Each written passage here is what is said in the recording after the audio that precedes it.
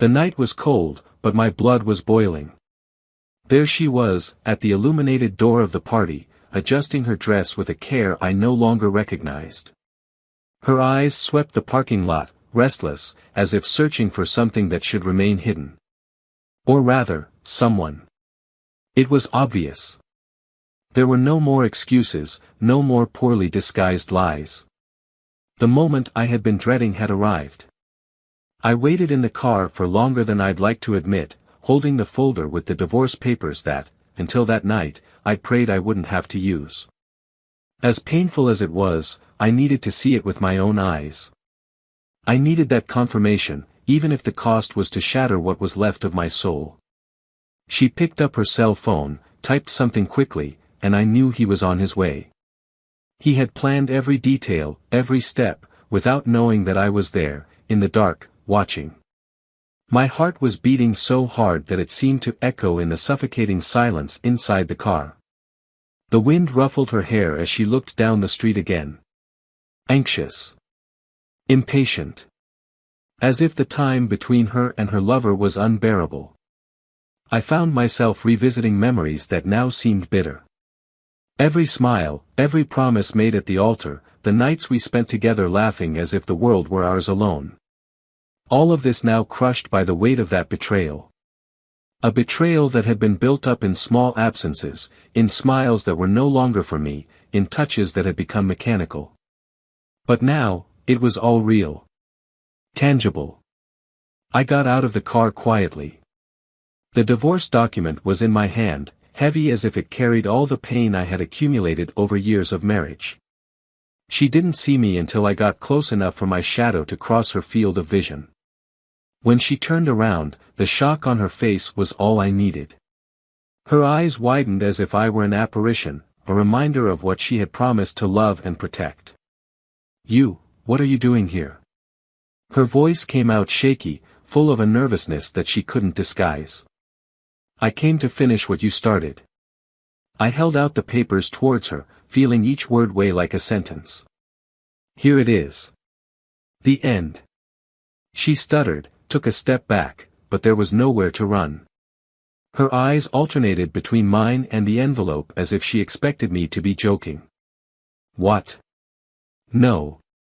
It's not what you think. Please, let me explain. Explain what? My voice came out low, but full of restrained anger. That you left our house early to meet him. That while I believed everything was returning to normal, you were planning it. Do you really think there's anything to explain? She shook her head frantically, but the silence around us seemed to shout out all the truths she was trying to hide. I felt the weight of the night in every unspoken word, in every tear she struggled to hold back. But there was no turning back. The sound of footsteps on the asphalt made her turn quickly, and there he was. The man she had chosen to put between us. Dressed impeccably, but carrying an expression of surprise that soon turned to something darker when he saw me. He stopped, confused, not knowing whether to continue or turn around. You must be him. My words cut through the air like a blade. The reason everything we built was destroyed. I don't know what you're talking about. He tried to disguise it, but guilt was written in every hesitant movement. Oh, yes, you do. My gaze returned to her, who now looked small, fragile, as if the lies she had told had sucked all the strength out of her. And that's what hurts the most. It wasn't a mistake. It was a choice. The silence that followed was unbearable. She tried to speak, but her voice failed her. He took a step back, realizing that there was nothing he could say to ease the weight of that night. I handed her the envelope and, for a moment, our fingers touched. It was the emptiest touch I've ever felt. I loved her. God knows how much I loved her. But in that instant, I realized that love also has limits, and hers had been broken long before I got there. I turned around and started walking back to the car. Behind me, I heard her voice, desperate, trying to reach me. Please listen to me. It's not what it looks like. But it was. It always was. I knew that. She knew that. And soon, he too would know that what begins with lies never ends well. The car pulled away, leaving them behind, but the story was far from over. I knew that night was just the beginning. A beginning that would seal not only their fate, but also mine. After all, when everything is destroyed, what's left to rebuild?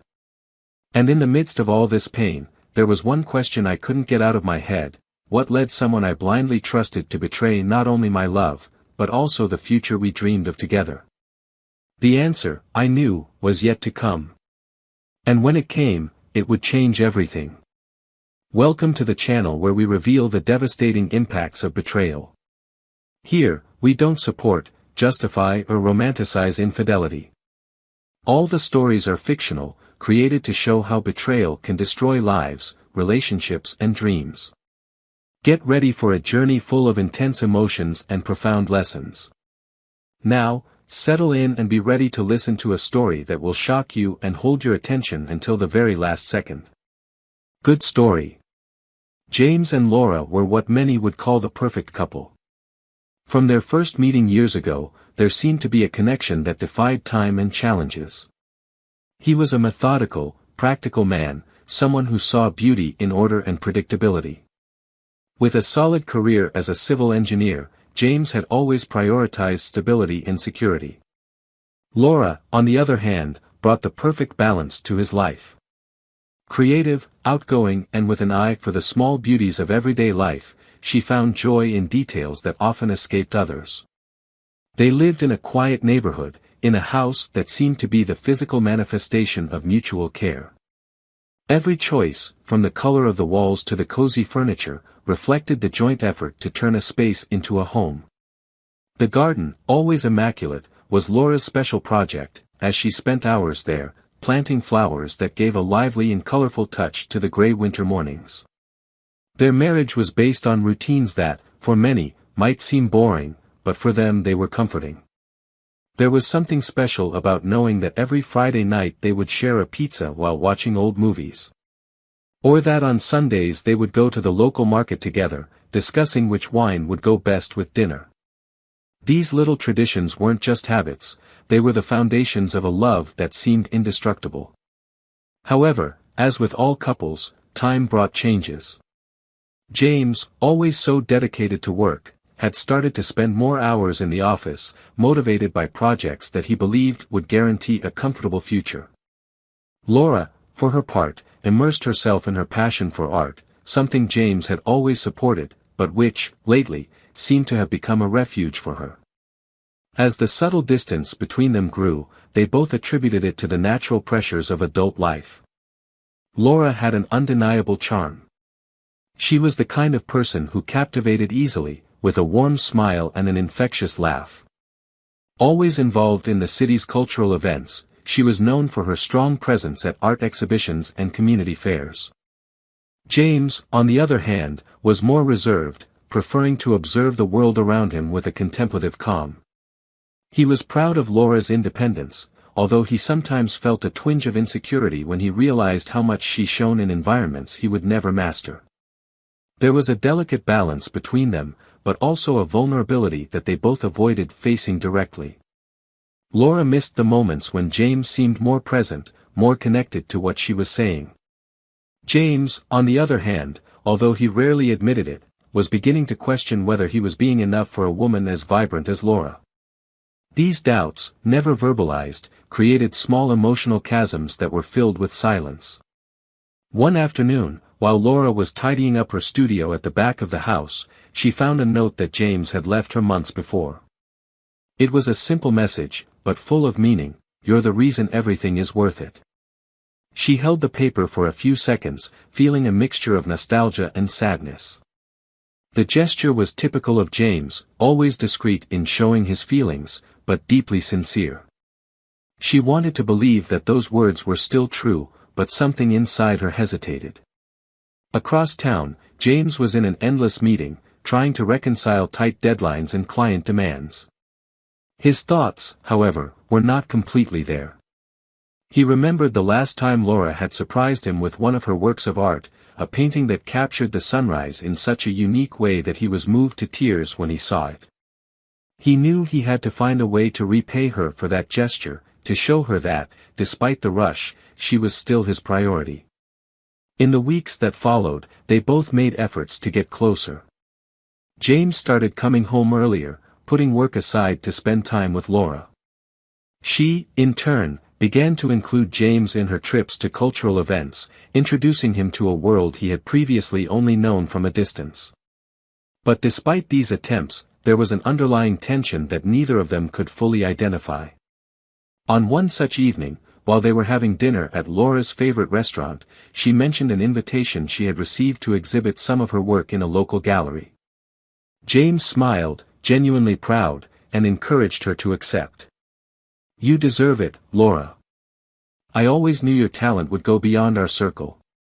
She thanked him, touched by his support, but something in his gaze seemed distant, as if he were only physically present. The daily routine went on as usual, but small details began to slip through the cracks. James forgot to call Laura during the day, something he used to do religiously. Laura, for her part, seemed more distracted, with messages on her cell phone that she quickly closed when James entered the room. They were seemingly insignificant gestures, but together they formed a pattern that they both chose to ignore. One morning, while they were having coffee, James noticed that Laura was quieter than usual.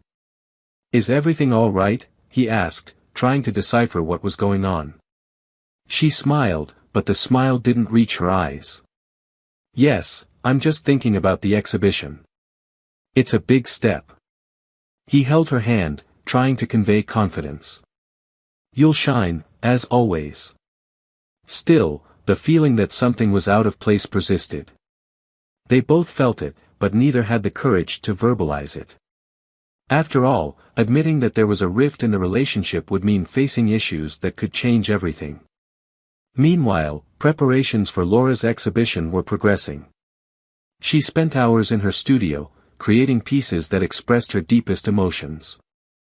James, for his part, immersed himself in his work, believing that by guaranteeing a stable future, he was fulfilling his role as a husband. But in the midst of these individual efforts, the connection they shared continued to fray. What had begun as a small distance now seemed like an abyss. But still, there was love. There were memories that kept them together, moments that they both treasured and that gave them hope that they could overcome any obstacle. James and Laura's world was a precarious balance between what was and what could be. And as they continued to walk in parallel directions, the inevitable drew closer, hidden in the shadows of their own choices and silences. Laura was adjusting the last details of her exhibition with an enthusiasm that James hadn't seen for a long time.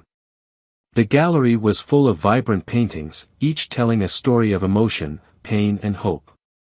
While she instructed the staff on the lighting and arrangement of the pieces, James stood in the background, watching with silent admiration. He knew how much it meant to her, but he also felt increasingly disconnected from that world that wasn't his. The days leading up to the opening were a whirlwind of commitments. Laura was constantly busy with meetings, interviews and final adjustments. James, on the other hand, was trying to find ways to support her without invading her space. He prepared a special dinner one evening, but she arrived too late, too exhausted to eat. He left affectionate notes around the house, but he wasn't sure if she even noticed them. Little by little, she began to feel invisible, like a presence that no longer made a difference. Laura was also dealing with her own internal conflicts. Although she was happy with her professional recognition, she couldn't ignore the emptiness she felt in her marriage. James' gaze, always so warm, now seemed distant. As much as she tried to convince herself that it was just the stress of the last few months, there was something deeper there, something she was afraid to face. On the night of the opening, the gallery was packed. Friends, collectors and art critics filled the space with praise and enthusiasm. Laura was the center of attention, and James couldn't have been prouder. However, as he watched his wife shine, he couldn't help but notice something that escaped him, a man who always seemed too close, smiling in a way that made James uneasy. At the end of the event, James approached Laura, who was chatting animatedly with the same man. He held out his hand politely, but something about the other man's firm grip seemed forced, almost defiant. Laura introduced him as Mark, an art curator who had helped her with the exhibition. The conversation flowed politely, but James couldn't shake a nagging feeling, something that seemed to scream in his mind, even without concrete proof. The following week, James tried to put his fears aside. Laura was busy with the success of the exhibition, and he wanted to support her. He decided to surprise her one afternoon by leaving work early and stopping by her favorite coffee shop to buy the coffee she loved so much. But when he arrived at the studio, he saw something that made him stop at the door. Laura wasn't alone. Mark was there, leaning over a canvas while Laura explained something, laughing in a relaxed way. It was an apparently innocent scene, but the closeness between the two ignited something inside James. He didn't go in. He stood there for a few minutes, observing Laura's gestures, the way Mark seemed comfortable in that space that he had always considered a sanctuary for the couple. When he finally decided to leave, he felt a tightness in his chest, an anguish he couldn't explain. The following days were marked by a growing silence between James and Laura. He tried to act normally, but his thoughts wouldn't leave him alone. Questions ran through his mind: was he being paranoid? Was he inventing something where there was nothing? Or, worse, was he ignoring clear signs that something was wrong? Laura, for her part, felt the tension growing. James seemed more distant than ever, and she didn't know how to break through the invisible barrier that separated them. She tried to start conversations, to suggest going out together, but he always found an excuse. She felt guilty for something she couldn't name, as if the mere fact that Mark was present in her life was already a transgression. Everything changed one Friday night. James, determined to understand what was going on, came home early after leaving for a meeting with colleagues at work. He parked the car some distance away and walked up to the door. The lights were on, but the house was strangely silent. When he entered, he called out for Laura, but there was no answer. He climbed the stairs slowly, each step echoing in his mind like a harbinger of something inevitable. When he opened the bedroom door, James' world collapsed. Laura was there, but she wasn't alone. Mark, sitting on the bed, looked as surprised as she was. For what seemed like an eternity, no one said a word. James looked at Laura, waiting for her to say something, anything to explain the scene. But all she managed was to stammer out, "It's not what it looks like," a phrase that sounded empty and unconvincing. The anger James felt at that moment wasn't explosive, it was cold, methodical. He didn't shout, he didn't argue. He just looked at Laura with a silent pain that said more than any words could. "I just wanted to understand why," he finally said, his voice low and trembling. "Why didn't you talk to me? Why didn't you try to fix what we had?" Laura began to cry, but James didn't stay to listen. He went downstairs, grabbed his car keys and left, leaving the door open behind him. On the way, the anger was replaced by an overwhelming sadness. He drove aimlessly, trying to process what he had just seen. The image of Laura and Mark together seemed etched in his mind, replaying like a horror movie he couldn't stop. Meanwhile, Laura remained in the room, tears streaming down her face. Mark tried to say something, but she interrupted him, saying that she needed to be alone. He left, leaving her there, alone with her choices and their consequences. James, for his part, stopped the car in an empty parking lot and sat for hours, staring at nothing. He knew that his life would never be the same, but what he didn't yet know was that this moment was just the beginning of a chain of revelations that would change everything. The silence was heavy that morning. James was sitting at the kitchen table, his coffee cooling in front of him. The events of the night before were still fresh in his mind, an open wound that throbbed in every thought. Laura came down the stairs slowly, her face downcast. She tried to start a conversation, but her voice sounded as fragile as the state of their marriage. "We need to talk," she said, pausing in the kitchen doorway, as if she feared crossing the invisible barrier that seemed to separate them. James looked up at her, and the weight in his gaze was unbearable. Talk. He finally broke the silence with a bitter laugh. What's there to talk about, Laura? What's left to say after everything I've seen? She pulled up a chair, hesitating before sitting down. I know I made a mistake. I know I hurt you in a way that I may never be able to fix. But please, just listen to me. James crossed his arms, indicating that he was willing to listen, but not to make things easy for her. Laura took a deep breath, trying to find the right words, but the weight of the moment seemed to overwhelm her. I never wanted this to happen, she began, her voice shaking. When I met Mark, it was just work, a professional collaboration.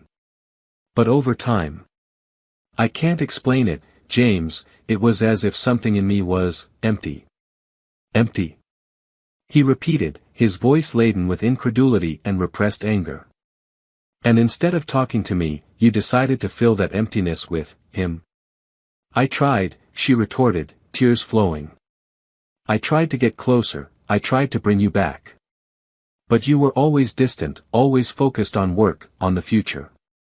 I felt alone. James shook his head in frustration. And you think I didn't feel alone too? Do you think I didn't realize how much we were drifting apart? But unlike you, I didn't look for someone else. The silence that followed was even more suffocating. Laura looked at him, her eyes begging for some spark of understanding, but James looked away, unable to face her. Is there anything else I should know? He asked, his voice cold. Because, honestly, I don't think I can be surprised anymore. Laura hesitated, biting her lower lip. The tension in the air was palpable. Finally, she decided to speak, her voice barely above a whisper. James, there's something you need to know. Something that could change everything. He frowned, leaning forward slightly. What do you mean, Laura?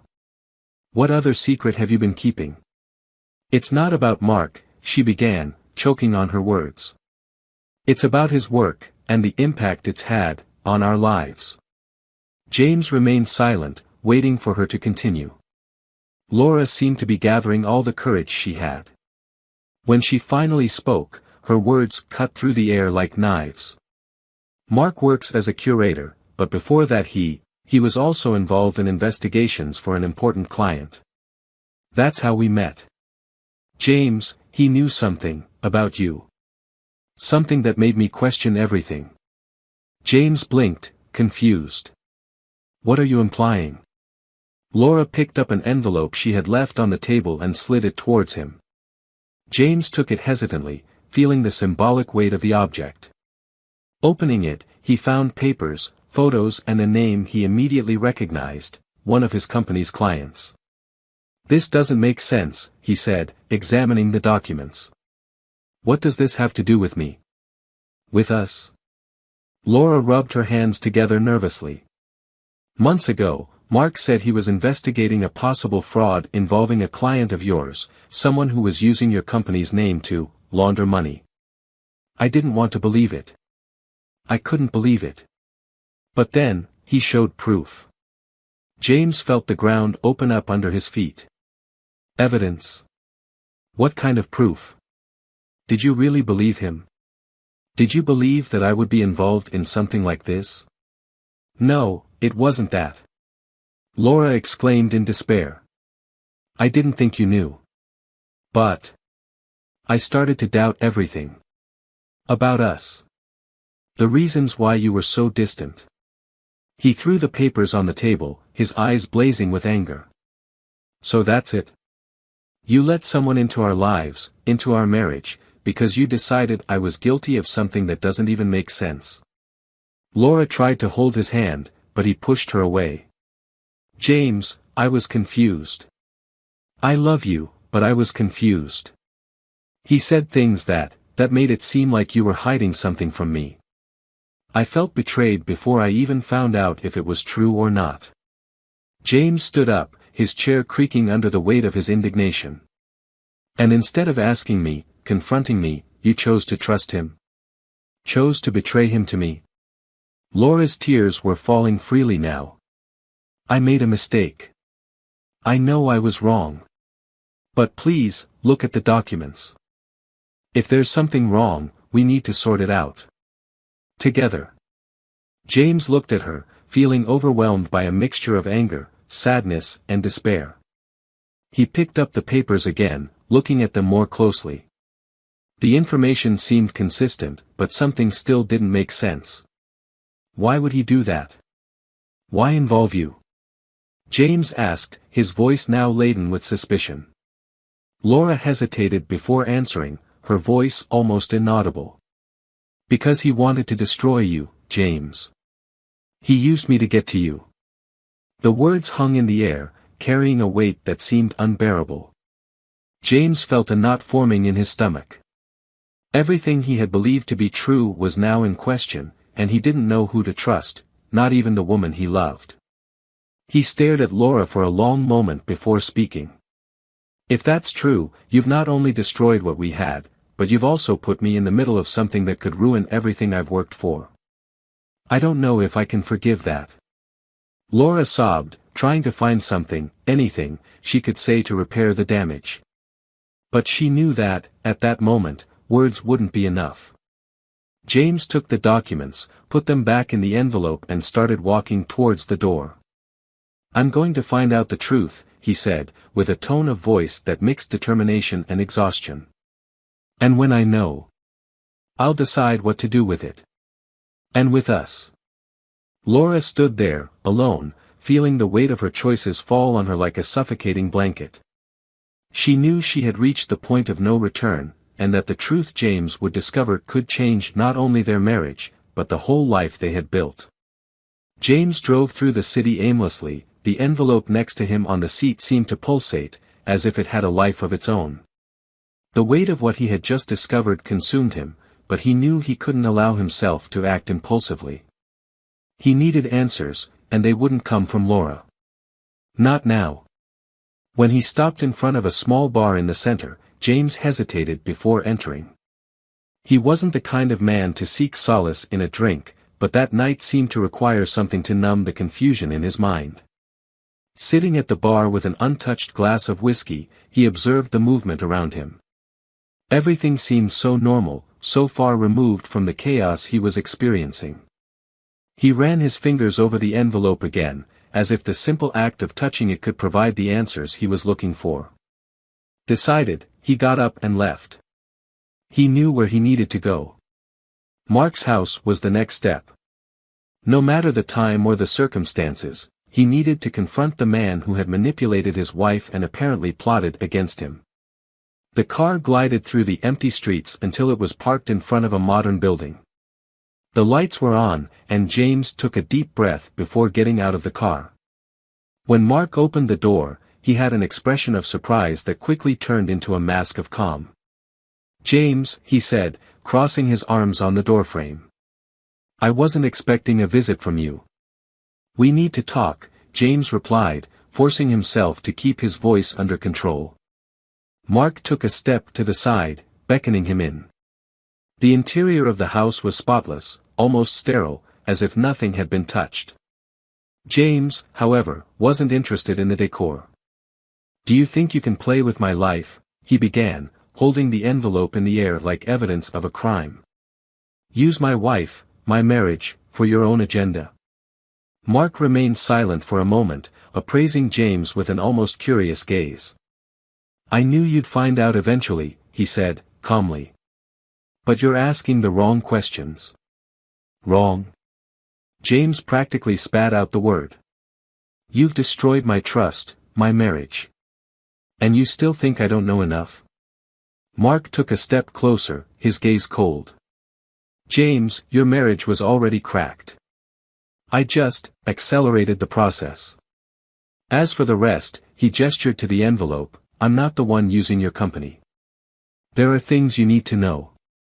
And you might not like what you find out. James narrowed his eyes, his body tense. What are you implying now? That I'm guilty of something without even knowing it?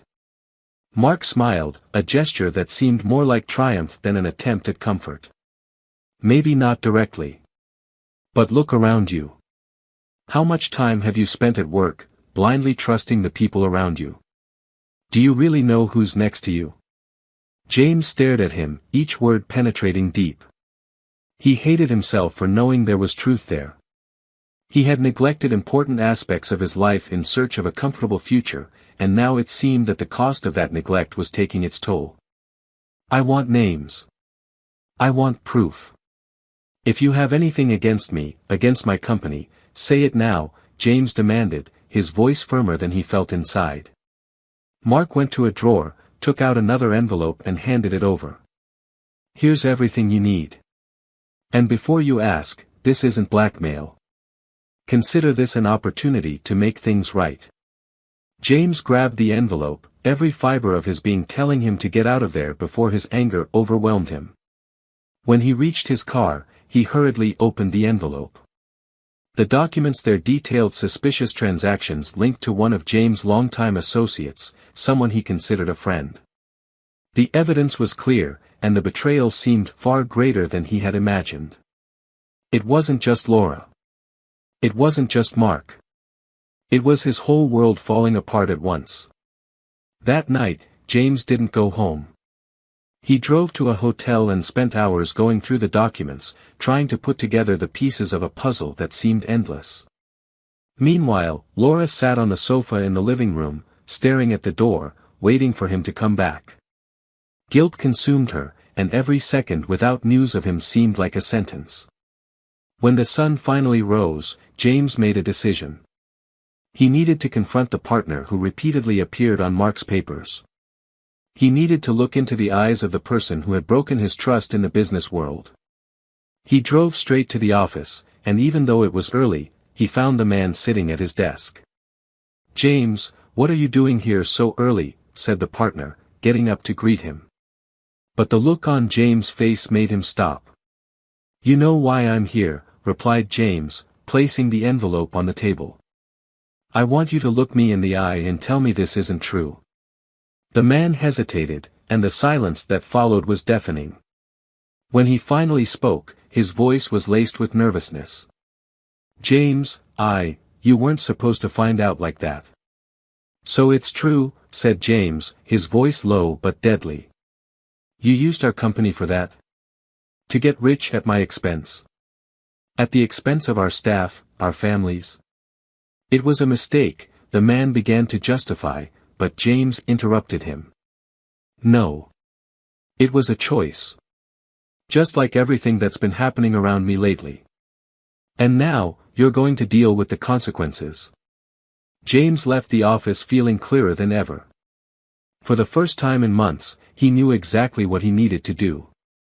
But even so, the pain of everything that had happened was still there, weighing on him like a shadow. He returned home that evening, determined to confront Laura for the last time. When he opened the door, she ran to him, tears in her eyes. "James, please say something. Anything." He stared at her, exhausted. "I've discovered the truth, Laura. Not just about you and Mark, but about everything.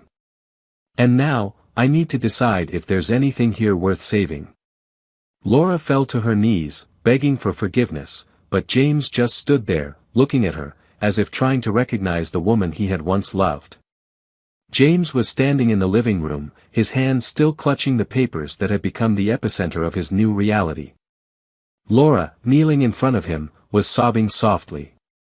There were no more words between them at that moment, only the palpable tension that filled the space. He looked away, staring into the void, as if the solution to the chaos could emerge from the silence. Laura finally broke the stillness, her voice breaking. "I don't know how to ask you for forgiveness. I don't know how to fix this," he interrupted her, his voice cold but laden with weariness. "Maybe because there is no fixing it, Laura. Maybe because some things, once broken, simply can't be restored." She shuddered at the weight of his words, but insisted. "I made a mistake, James, I know that. But Mark, he manipulated me, he knew exactly how to get to me, how to make me doubt you, us. I don't know what I became in the middle of it, but I never wanted us to get here." James ran a hand over his face, trying to organize his thoughts. There was a deep weariness in his expression, something Laura had never seen before. And yet you allowed it to happen. Not just the betrayal, but everything that came before. You let him plant doubts, invade what was ours. And now none of it makes sense. Laura stood up slowly, trying to get closer to him, but James backed away, creating a space that seemed insurmountable. Do you think you can just say that you've been manipulated and hope that that will solve everything? That it erases what I saw, what I felt? She shook her head helplessly. No. I know it won't. But, James, I want to try. I want to try to repair what I've destroyed. He let out a bitter laugh, looking away. You want to repair it? Laura, do you understand what has been taken from me? My confidence, my peace, my life as I knew it. It's not something you can repair with words. She remained silent, her tears flowing as he crossed the room, picking up his keys. Before leaving, he stopped at the door, without turning around. I need time. I need to figure out what to do with all this. Don't look for me. James drove off, leaving Laura alone, the weight of her choices now more evident than ever. He drove aimlessly, his hands gripping the steering wheel as his thoughts ran wild. Every detail, every conversation, every moment shared with Laura now seemed tainted, as if nothing had ever been real.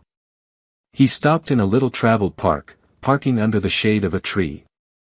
The wind swayed the branches above him, a sound that should have been reassuring but only reinforced his loneliness. He closed his eyes, trying to find a clarity that always seemed to slip away. Mark's words came back into his mind, blending with Laura's. He knew there was a greater truth hidden there. He knew there was a greater truth hidden there, something he still didn't fully understand. The betrayal was real, but there seemed to be something deeper, something he needed to uncover in order to finally find peace. The next few days were a blur. James threw himself into his work, avoiding thinking about Laura, avoiding thinking about everything. But Mark's envelope was still there, on the corner of his desk, as a constant reminder that he couldn't run away forever. Finally, on a silent night, he opened the documents again, examining every detail more carefully. One particular line caught his eye. A name he knew well, linked to a suspicious transaction. It wasn't just the partner he had confronted before. There were other people involved, people he would never have imagined. The web was wider, more intricate than he could have foreseen. Determined, he scheduled a meeting with the company's board. He could no longer ignore the problem, even if it meant exposing himself and the company to scrutiny that could destroy his reputation. When he entered the meeting room, all eyes were on him. James took a deep breath, feeling the weight of the moment. I need to be honest with you all, he began, his voice firm. There is evidence that the company was used in illegal activities. And although I didn't take part in it directly, I take responsibility for not having paid attention to the signs. The silence in the room was absolute, until one of the board members spoke up. James, this is very serious. If what you're saying is true, there could be legal consequences. I know, he replied, without hesitation. And that's why I'm bringing this up now. We need to put this right before it becomes irreparable. As the meeting continued, James felt a weight being lifted. He still didn't know how he would deal with the ramifications of this in his personal life, but at least at work, he was taking charge again. When he returned home that evening, he found Laura waiting on the porch. She looked dejected, as if the time away from him had been even crueler than it had been for him. James parked the car, but sat for a moment, watching her. Finally, he got out and approached her slowly. Why are you here? He asked, his voice calm but distant. I needed to see you, she replied, her voice full of emotion. I needed to tell you that, no matter what happens, I'm sorry. Not for what I lost, but for what I made you lose. James stared at her, fighting the confusion of feelings that the sight of her aroused. Part of him wanted to push her away, while another part wanted to believe that there was still something to be saved. Laura, he began, choosing his words carefully, "I don't know if I can forgive you." "Not yet. Maybe never." She nodded, accepting the words with what dignity remained.